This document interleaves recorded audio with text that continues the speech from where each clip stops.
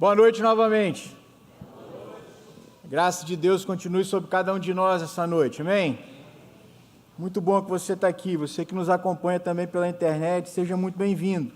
Nessa hora eu gostaria de conhecer os nossos visitantes, os nossos convidados, aqueles que foram convidados e estão aqui nessa noite. Se você puder, se você não se constranger, eu gostaria que você se colocasse de pé. Você pode fazer isso para a igreja te conhecer? Você que está conosco nessa noite, pela primeira ou a segunda vez, primeira e segunda vez não é de casa ainda, lá, aquela família ali é muito linda, conheço todo mundo ali, bênção demais. Mais algum visitante? Temos uma moça aqui também, seja muito bem-vinda, Deus abençoe. Eu vou pedir aos nossos irmãos que entreguem um presentinho a cada um deles, isso, obrigado Elton, obrigado, sejam bem-vindos, Deus abençoe vocês.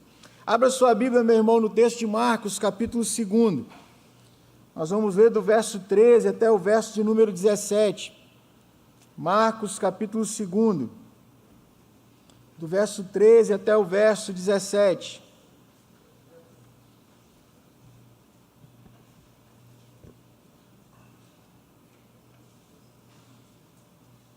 Estou achando que está perto.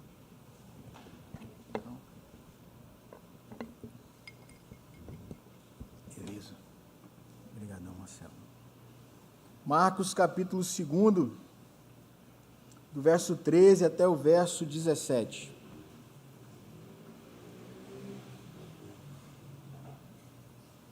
Diz assim a palavra de Deus, de novo, Jesus estava sempre andando para salvar alguém, de novo, saiu Jesus para junto do mar e toda a multidão vinha ao seu encontro e ele os ensinava. Quando ia passando, viu Levi, filho de Alfeu, sentado na coletoria e disse-lhe, segue-me. Ele se levantou e o seguiu. Achando-se Jesus à mesa na casa de Levi, estavam junto com ele, com seus discípulos, muitos publicanos e pecadores, porque estes eram em grande número, e também os seguiam. Vocês, o verso 16.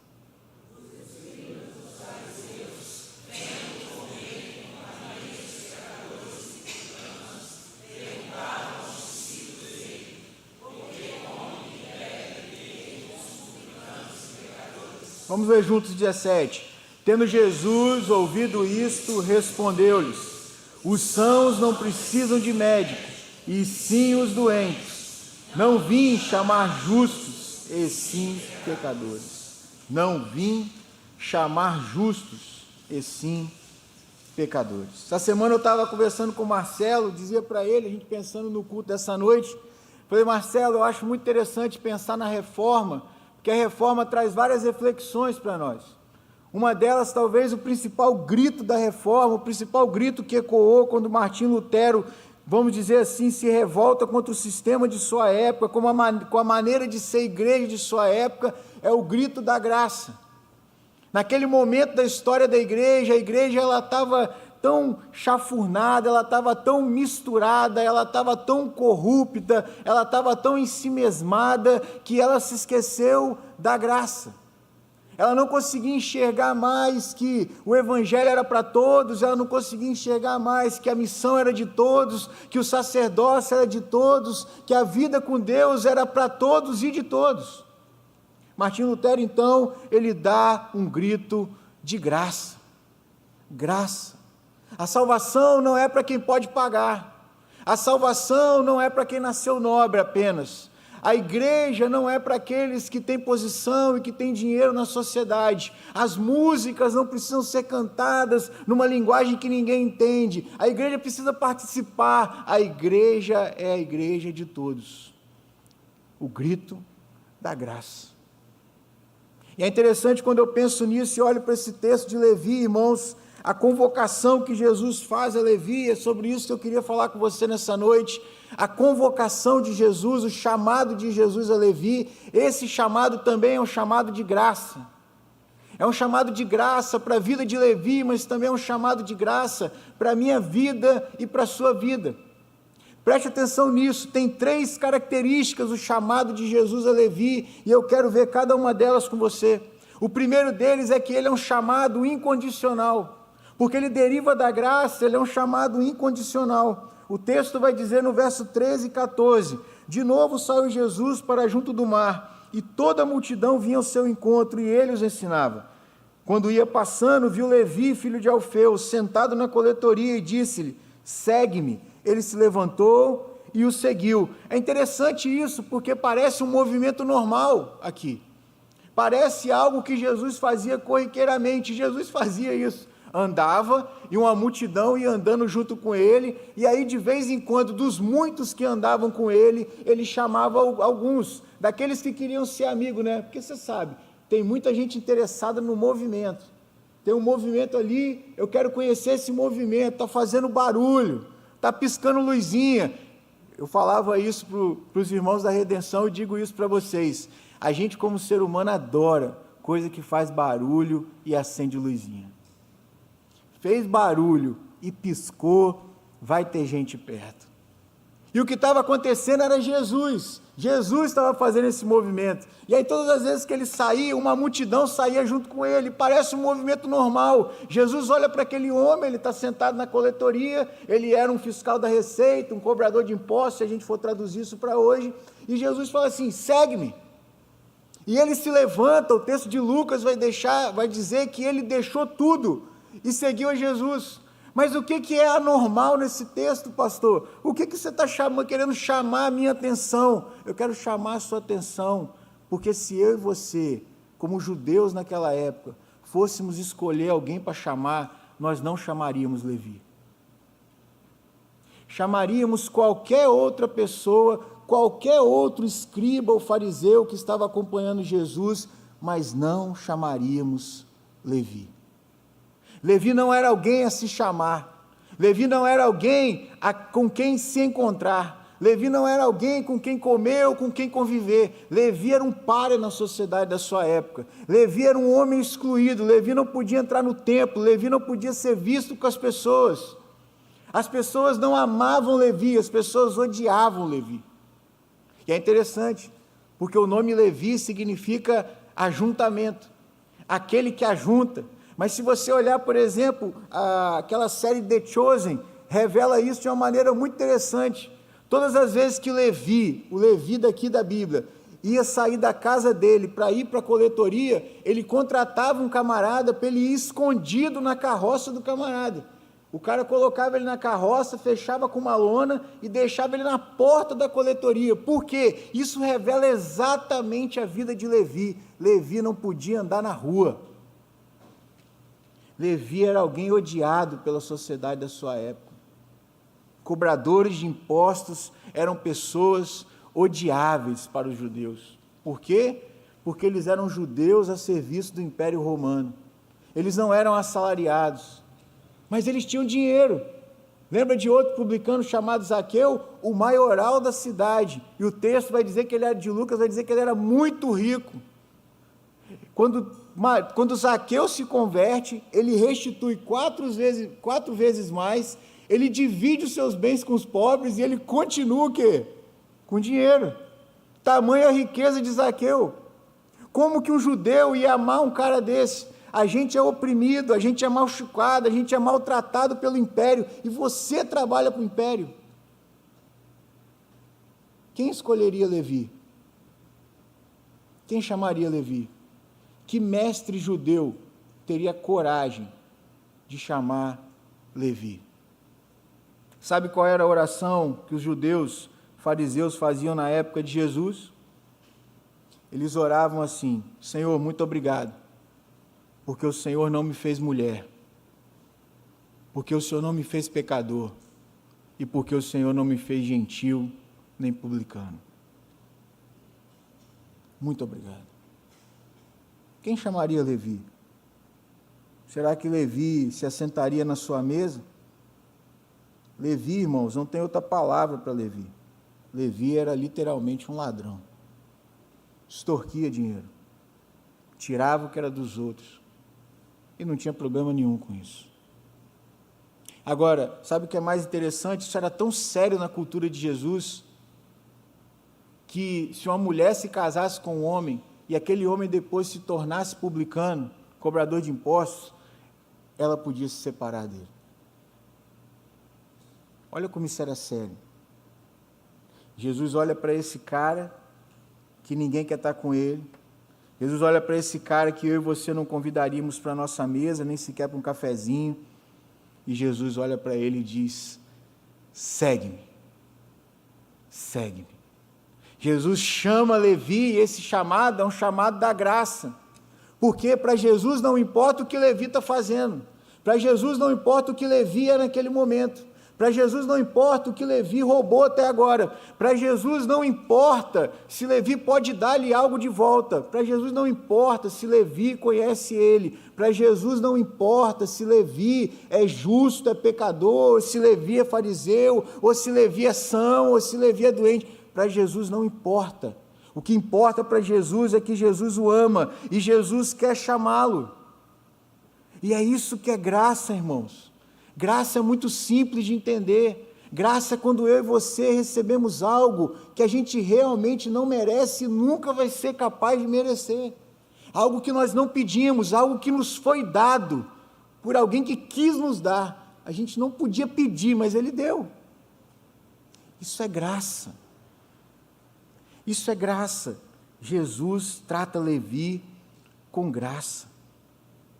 Jesus trata a mim e a você com graça.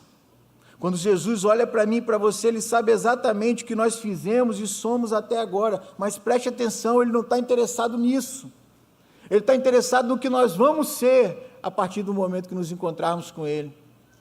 Para você ter uma ideia, o hino que nós gostamos de cantar muito, chamado Amazing Grace, Maravilhosa Graça, foi escrito por John Owen, um ex-traficante de escravos.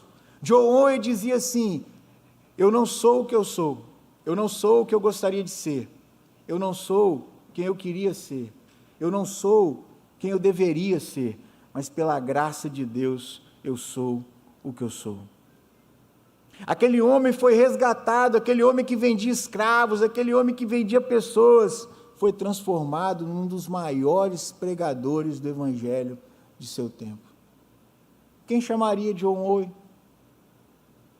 Ninguém chamaria John Owen. Muitas vezes você se senta aqui no banco da igreja, muitas vezes você vem à igreja e você ainda não tomou a decisão de se levantar e seguir a Jesus, porque você acha: ah, pastor, há coisas que eu preciso mudar, há coisas que eu preciso melhorar. Quantas pessoas eu já me encontrei com elas e disse assim: e aí, como é que é? Vamos para a igreja, vamos caminhar conosco. Ela fala assim: não, ainda não, pastor, eu tenho que resolver uns negócios, eu tenho que consertar umas coisas na minha vida, e quando eu consertar essas coisas eu vou. Eu falei: não, você tem que vir agora.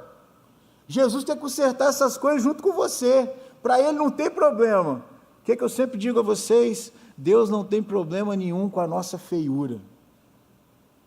Quem tem problema com a feiura da nossa alma somos nós. Deus não tem problema nenhum com isso.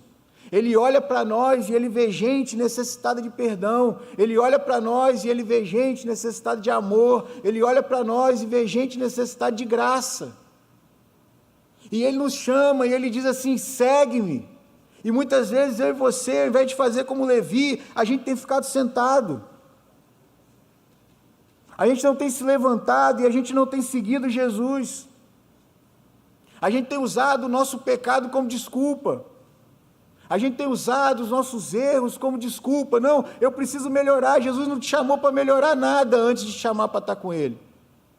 Você precisa estar com Ele.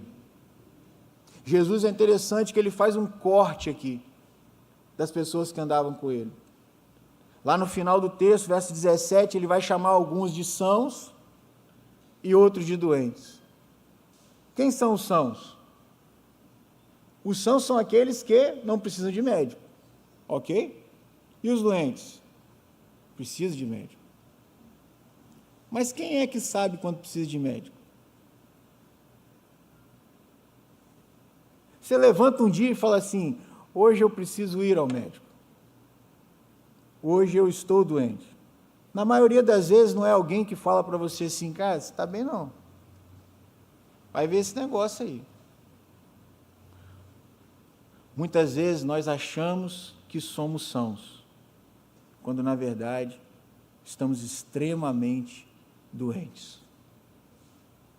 Extremamente doentes. Estava comentando com o Jackson, na nossa reunião de oração dos presbíteros, Domingo passado ele leu o texto do Salmo 50, na nossa confissão de pecados. Irmãos, eu saí daqui da igreja e eu compartilhei isso com vocês, a semana inteira com o Salmo 50, verso 10 no meu coração. Cria em mim, ó Deus, um coração puro, renove em mim um espírito inabalável. Eu saí da igreja pensando assim: Senhor, como o meu coração é sujo, Senhor, como o meu coração é indigno, Senhor, como o meu coração é manchado pelo pecado, como que eu posso achar que eu sou são, se o meu coração é enfermo, se o meu coração é doente, se o meu coração é enganoso, se é do meu coração que brotam toda a raiz de todos os males que provém da minha vida. Mas muitas vezes ainda eu e você nos apegamos à religiosidade, como os fariseus que estão ao lado de Jesus. Eles faziam tudo certo, eles jejuavam 3 vezes ao dia, eles oravam em praça pública, lembra de todos os textos dos evangelhos, eles davam esmolas, eles iam ao templo regularmente, o rito estava tranquilo, estava cheque, estava bom, estava tudo certo. A gente é são. Não, a gente não é são se a gente faz tudo certo, a gente ainda precisa de Jesus. Por quê? Porque todo o nosso ser, toda a nossa existência é manchada pelo pecado. Talvez você não é um adúltero, mas você é um cara mentiroso. Talvez você não é mentiroso, mas você é avarento. Talvez você não é avarento, mas você é adúltero. Talvez você não é adúltero, nem mentiroso, nem avarento, mas você é fofoqueiro. Talvez você não é nenhum desses, mas você é um cara extremamente irado, que quando as coisas acontecem na sua frente, mesmo dentro da igreja, você quer fuzilar as pessoas. Talvez você não é nada disso, mas talvez você é egoísta, tão egoísta a ponto de achar que você não merece falar com ninguém dentro da igreja, e que ninguém precisa falar com você, que você vai viver bem assim em comunidade. Cuidado com isso, irmãos. Cuidado com isso. A gente achar que é são. Se eu e você pegássemos agora, colocássemos aqui no telão, só aquilo que passou no nosso coração essa semana, só essa semana, hein? Não vou falar da vida toda não, só essa semana. Fala sério. As pessoas iam se chocar, não iam? Algumas iam dizer assim: caramba, ele também é assim. Outros iam dizer assim: credo, não volto mais nessa igreja. Mas aí aqueles que entenderam dirão assim: todos nós somos assim e precisamos desesperadamente da graça de Deus. O nosso chamado, irmãos, o chamado que Jesus faz a nós é um chamado de graça. É graça porque nós não tínhamos condições de escolher, foi Cristo que nos escolheu. É graça porque a gente não tem condição de achar Jesus, mas Ele nos busca, como buscou Zaqueu, como buscou o filho pródigo. Nós o amamos simplesmente porque Ele nos amou primeiro. Guarde isso no seu coração: Jesus não procura pessoas perfeitas, porque Ele é perfeito. Ele sabe que nós não somos perfeitos. Jesus não procura pessoas perfeitas. Não somos chamados por Jesus por causa das nossas habilidades. Não somos chamados por Jesus por causa daquilo que temos, somos e capacidades. Não, somos chamados por Jesus porque Ele nos amou antes da fundação do mundo, e isso basta. Isso é graça. Eu não merecia, você não merecia, mas nós estamos aqui todos juntos. Sabe o que nos nivela aqui então? 2 coisas. A primeira delas é que nós somos pecadores, todos aqui. Nascemos em pecado. Todo o nosso ser é manchado por ele. E sabe qual é a segunda coisa que nos nivela? Todos nós fomos alvos da graça de Deus algum dia. O chamado de Jesus é um chamado de graça. Mas em segundo lugar, o chamado de Jesus é um chamado de graça, mas ele é um chamado também de relacionamento.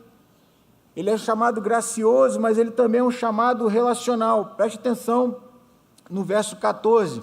Jesus olha para Levi, ele vai passando, ele vê Levi sentado na coletoria e diz a Levi: segue-me. E qual foi a atitude de Levi? Ele se levantou e o seguiu. Preste atenção nisso, não foi apenas um chamado para acompanhar, a multidão acompanhava Jesus.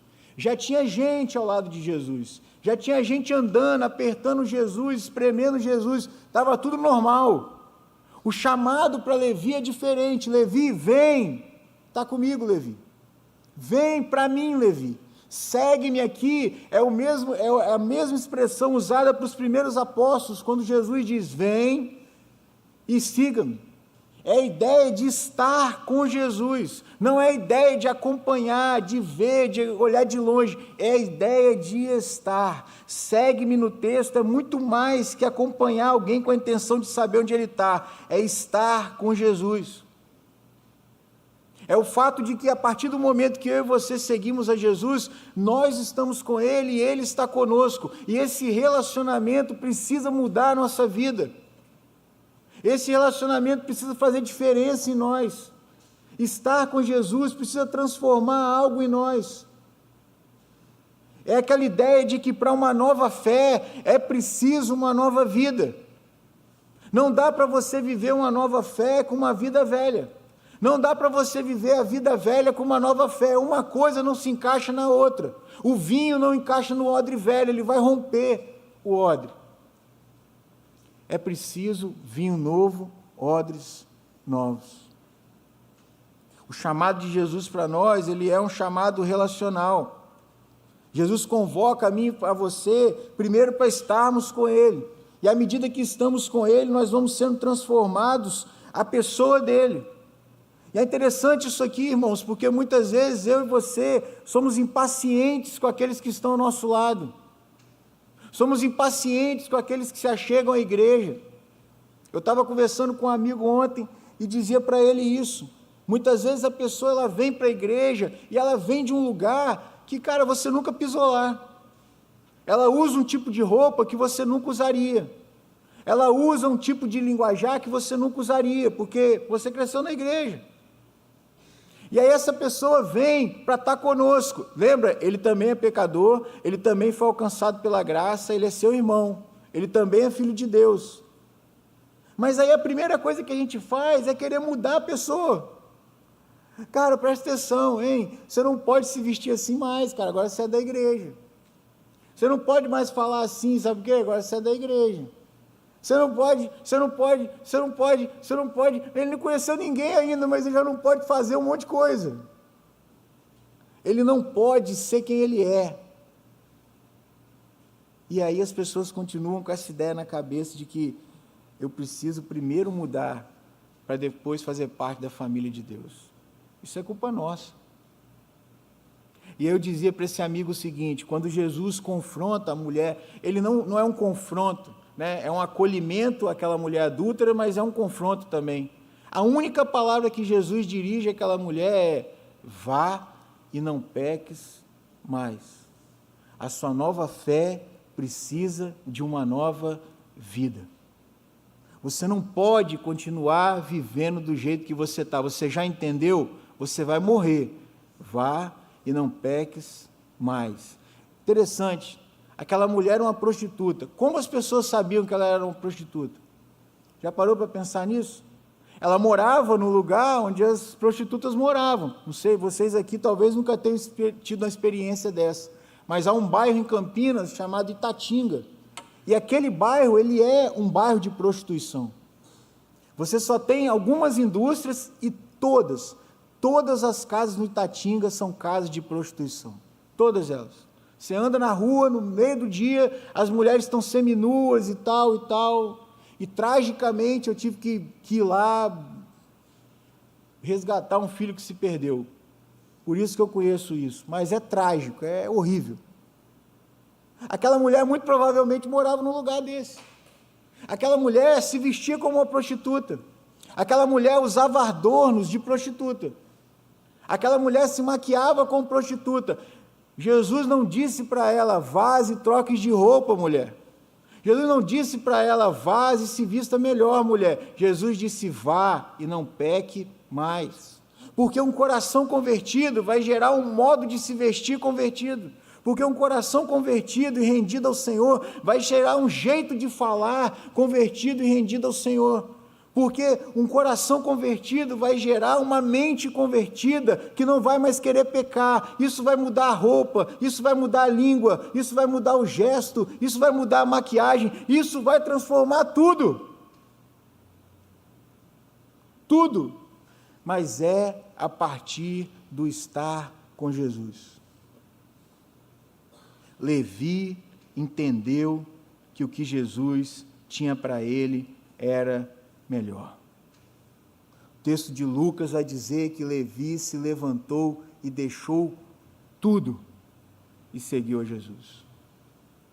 Muitas vezes eu e você nos levantamos, seguimos a Jesus, mas ainda temos coisas da nossa velha vida escondida nos nossos bolsos, guardado nas nossas mochilas, escondidas nos nossos guarda-roupas, na nossa mente e no nosso coração. Seguimos a Jesus, mas sem estarmos com Ele, porque segui-lo não nos transforma dessa maneira. Seguimos a Jesus olhando como quem olha de longe. Eu e você precisamos imediatamente, então, pensar o que é esse tudo. O que ainda me falta deixar? O que ainda me falta largar? Quando eu oro, Senhor, cria em mim um coração puro, o que Deus mostra na minha mente? O que Deus traz ao meu coração? Coisas que eu preciso render a Ele. Preste atenção numa coisa. A gente cantou hoje de manhã que Jesus é o nosso amigo, e Ele é. Mas Ele só é nosso amigo porque Ele é nosso Senhor. Porque é Ele que diz assim, agora não vos chamo mais servos, mas vos chamo amigos. Primeiro, Ele é nosso Senhor. E uma ordem direta do seu Senhor, você cumpre. Vem e segue-me. Vem e segue-me. Jesus, quando encerra o Sermão do Monte, as pessoas ali ouvindo ele encerra o Sermão do Monte, ele conta uma historinha. E ele diz assim, o homem prudente vai ser comparado àquele que ouve, o que Jesus diz? Aquele que ouve, e aquele que ouve e obedece, será comparado ao homem prudente. Sabe, irmãos, nós devemos parar de apenas ouvir, e devemos começar a obedecer. Nós devemos parar de viver um evangelho intelectual, para viver um evangelho experiencial, para viver a vida de Cristo na nossa vida, porque é isso que Ele deseja de nós, que as pessoas realmente olhem para nós e vejam pequenos Cristos, a imagem de Cristo, uma imagem ainda distorcida, não perfeita, mas, cara, eles possam dizer assim, esses homens e essas mulheres dessa igreja realmente andam com Jesus. Mas isso só acontece quando eu e você ouvimos e obedecemos. Ouvir para nós é fácil, a gente gosta de ouvir. Mas obedecer, cara. Quantas coisas você já ouviu aqui na igreja, que você sabe que você precisa mudar e você nunca mudou? Quantas coisas você lendo um texto da palavra de Deus, Deus trouxe ao seu coração, você se comoveu, você chorou diante do Senhor, mas continua fazendo. É preciso obedecer. Levi obedeceu. Preste atenção numa coisa, não se pode separar a verdadeira fé de como eu e você vivemos a nossa vida. Se você tem fé em Jesus Cristo, e você sabe que Ele diz ser o que Ele é, e você sabe que Ele faz, e Ele fez o que Ele fez por você, então, meu irmão, eu e você devemos viver de acordo com isso, e não concordarmos com a fé passiva, uma fé que ela se limita às paredes dessa igreja, uma fé que ela se limita ao nosso quarto, uma fé que ela se limita a lugares muito confortáveis para nós. A nossa fé tem que ser vivida em todos os lugares. Essa nova vida tem que exalar o novo perfume de Cristo em todos os lugares. Levi não era mais publicano. Levi larga aquela vida. Aí você fala, pastor, mas eu vou largar tudo, abandonar, eu não sei. Eu não sei o que é o tudo aqui. Você vai ver que ele não larga a família, porque depois ele está em casa comendo com os amigos. Mas ele largou alguma coisa. Zaqueu teve que largar a metade do seu patrimônio. Mais um outro tanto, né? Que ele dá a metade e restitui 4 vezes. Deve ter ficado ali com 1/3, 1/10, mas teve que largar. O que você precisa largar? O que você precisa largar? Vem e segue. Mas em terceiro e último lugar, o chamado de Jesus, ele além de ser um chamado gracioso, além de ser um chamado relacional, irmãos, ele também é um chamado missional. A partir do verso 15, você vai ver Jesus, isso aqui é imediato, não passa o dia. Levi se levanta, sai da coletoria, começa a seguir Jesus, e imediatamente Jesus está na casa de Levi. O que Jesus está fazendo com Levi? Ele está sentado na mesa de Levi e come com ele muitos amigos de Levi, publicano e pecadores. O texto diz assim, porque eles também o seguiam. Aqueles homens publicanos e pecadores também seguiam Jesus. Mas quem é que promove o jantar? Quem é que reparte a graça? Quem é que reparte Jesus com os outros? Quem é que compartilha o amor de Deus, o entendimento de que, cara, olha só, ninguém ama a gente nessa cidade, ninguém gosta da gente, ninguém escolheria a gente, mas esse mestre, esse homem escolheu a gente, vocês têm que conhecê-lo. Levi faz um jantar, dá um banquete e chama os seus amigos para se assentarem à mesa com Jesus. Isso é a nossa missão, irmãos. A graça que nos foi alcançada precisa ser repartida com os outros. O amor de Deus não é só nosso. A graça de Deus não é só nossa. A paz de Cristo não é só nossa. A alegria que vem do Espírito não é só nossa. Tudo isso é para ser compartilhado. E eu e você precisamos fazer jantares. E eu e você precisamos fazer almoços. E eu e você precisamos tomar café com pessoas, e eu e você precisamos criar um jeito de repartir essa graça com os outros que ainda não foram alcançados por ela. Eu e você precisamos olhar para a realidade desse cara. Se eu e você entendemos quem Deus é, o que Ele fez por nós, você não pode guardar isso para você. Não pode, cara. Não tem condição. Não faz sentido. Agora é interessante que a gente se empolga com tanta coisa, né?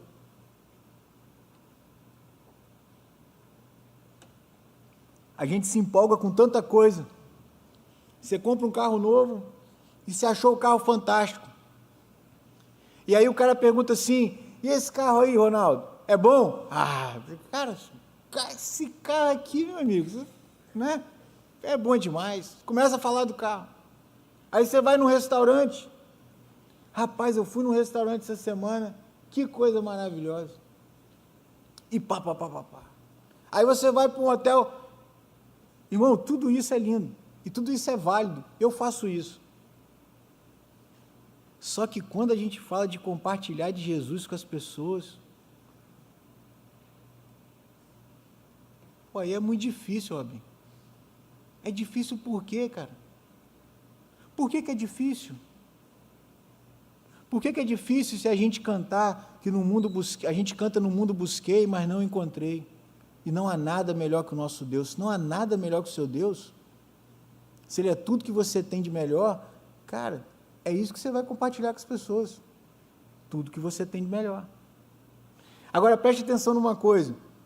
Naquela época de Jesus, sentar à mesa com alguém significava que você partilhava da vida dela, inclusive das ideias dela. E esse era o sentimento dos fariseus, quando eles olham para Jesus sentado na mesa dos publicanos, eles falam, Jesus gosta desses caras, concorda com esses caras, só que não tem nada a ver isso.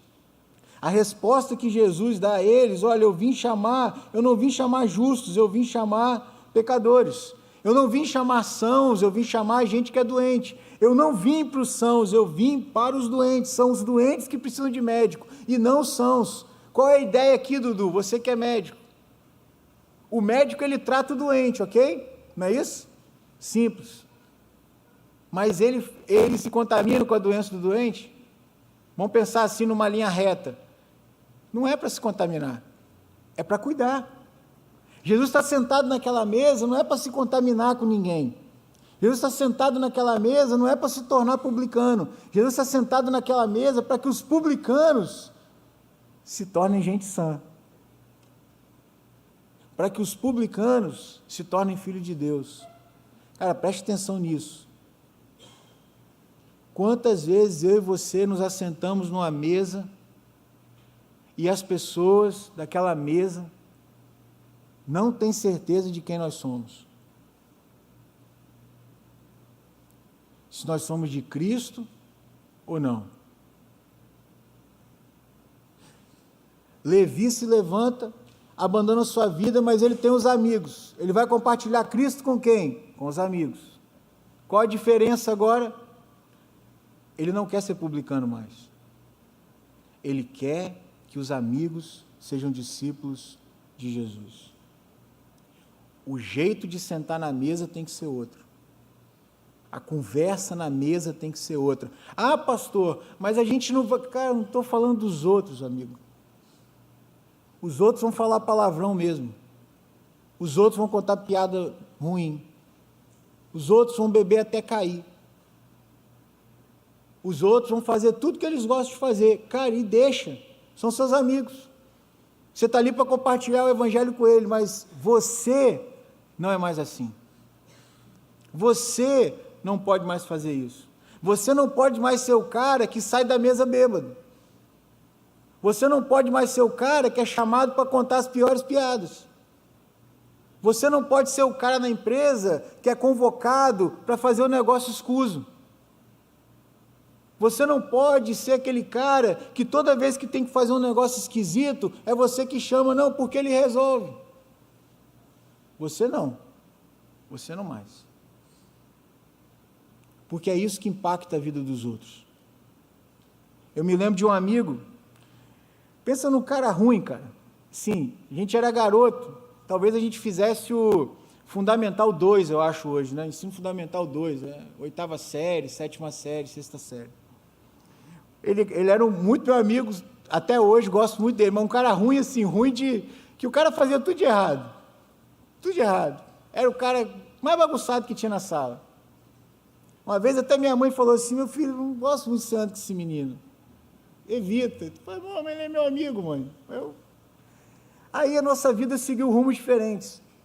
Fui para o seminário, tal. Um dia eu estou no meu bairro, aquele cara me encontra na rua, Léo, sai gritando assim, cara, me abraça. Tal. Em resumo, eu fui sentar com ele um dia. Em resumo, ele é surfista, né? E ele, não é que todo surfista fuma maconha, mas ele fumava muita maconha. Tem até um horáriozinho aí, né? Horário. De vez em quando eu vejo lá na praia, eu vou caminhar, o pessoal chega lá para partilhar. Tem um horário. E ele ia surfar, cara. 4h30 da manhã, sentava lá para surfar, se converteu. Foi alcançado pela graça. É discípulo de Jesus. O que ele fez? Foi surfar sozinho? Não. Foi surfar com os mesmos amigos. Ok. Os caras sentaram, passo para o lado, passo para o lado, passo para o lado, passo para o lado. Passado um mês, o cara passou o cigarro para o lado, quando olhou, ele pegou o cigarro e passou para o outro. Ele falou, ué, você não usa não? Mais? Não, tem um mês que eu parei. Você está louco? Parou por quê? Não, parei porque agora eu me converti, cara. Eu não uso mais maconha. Mas o que você está fazendo aqui com a gente? Não, vocês são meus amigos, pô. Mas eu não uso mais maconha. Eu posso surfar sem maconha. Cara, posso surfar sem maconha. Aí o cara, pô, como é que é isso? Conversou, aí o irmão aceitou Jesus. Na outra semana, os caras foram sentar para surfar, fumando maconha. Passou para um, passou para o irmão passou para frente. Processo. Aí o outro cara, fuma maconha? Não, a gente não fuma mais não. me converti, meu irmão me converteu. Mas você está aqui com a gente? Não, são meus amigos, eu gosto de surfar, mas não gosto de maconha. Em resumo, esse cara criou um pequeno grupo na casa dele. Se reuniam ali mais de 70 pessoas por semana. E esse cara era o cara que gastou 10 mil reais para fazer uma incubadora dentro de casa para plantar maconha. Sabe para quê? Só para fumar e dar para os amigos. E ele reunia, depois que ele se converteu, mais de 70 pessoas na casa dele. O irmão dele, ele se tornou missionário, o irmão dele se tornou missionário, o irmão é missionário até hoje. Ele está meio confuso. A gente está insistindo com ele ainda. Ele deu uma baqueada. Mas preste atenção nisso, cara. Quando eu e você somos discípulos de Jesus, nós nos assentamos, não para nos tornarmos como os outros, mas para fazermos diferença na vida deles. De alguma maneira. Isso precisa ser visto. A graça, o evangelho que nós recebemos, ele precisa ser compartilhado com todos aqueles que precisam recebê-lo. Jesus, ele veio do céu para libertar as pessoas dos seus pecados e das suas misérias. Mateus entende isso perfeitamente, ele honra Jesus e ele dá um banquete para que seus amigos conheçam a Jesus. A esperança de Mateus é que naturalmente os seus amigos também se tornem discípulos de Jesus. Qual é a sua esperança? Você tem essa esperança? Que todos os seus familiares e todos os seus amigos se tornem discípulos de Jesus? Ou você já falou assim, não, agora eu fiz novos amigos na igreja. Esses aqui, não preciso mais. Pô, mas o cara era teu brother. Andava com você, compartilhava as coisas com você. Você entrou para a igreja e abandonou o cara lá. Faz sentido isso? Não faz, irmãos. Não faz. A gente tem que dar um jeito de dar banquete, tomar um café, chamar esses caras e falar, cara, você precisa conhecer alguém que eu conheço. Você precisa conhecer alguém que eu conheço. Levi fez isso. Olha que interessante, Jackson. O nome Levi significava ajuntamento, como o nome Zaqueu significava justo. Zaqueu, como publicano, era ladrão, não era justo. Levi, como publicano, não tinha ninguém perto dele, porque ninguém queria andar com ele. Mas a partir do momento que Cristo entra na história dele, Levi está sentado na mesa com seus amigos e com Jesus. Levi agora é alguém que realmente ajunta pessoas. Eu e você precisamos entender isso. Nós somos salvos pela graça para um relacionamento com Cristo e para trazer outros a Cristo. Vamos repetir isso junto comigo para você levar para casa? Vamos lá? No 3, eu e você. Nós somos salvos pela graça para um relacionamento com Cristo e para trazer outros a Cristo. Só vocês agora, no 3, 1, 2, 3 e...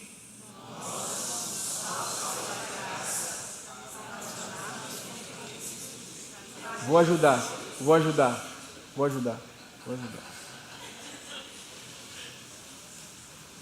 Nós somos salvos pela graça para um relacionamento com Cristo e para levar outros a Cristo. Guarde isso no seu coração. Feche seus olhos. Vamos orar.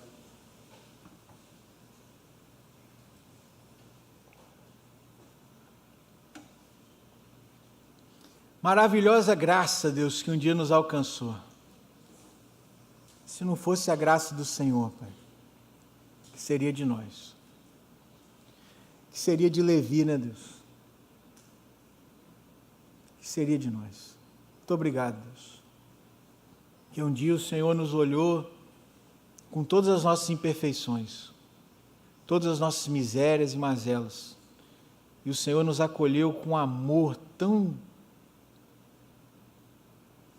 incomensurável, Pai, inexplicável, furioso, que o Senhor nunca mais nos largou. Nos ajuda, Senhor, a ouvir a Tua palavra e obedecer. Nós ainda não somos o que o Senhor quer que nós sejamos, mas nós queremos ser. Nos ajuda a seguir ao Senhor, ouvir e obedecer. Mas nos ajuda também, Deus, a compartilhar a graça do Senhor. Muitas vezes nós guardamos o que temos de mais valioso, que é o Senhor. Quanto tanta gente ao nosso lado precisa ouvir do Senhor. Abra a nossa boca, Deus. Incomoda o nosso coração. Que nós saiamos, ó Deus, daqui nessa noite, desejosos de compartilhar o Senhor com as pessoas. Em nome de Jesus, Deus. Para a glória do Teu nome. Amém, Senhor. Amém. Amém. Vamos colocar de pé. Lembrar você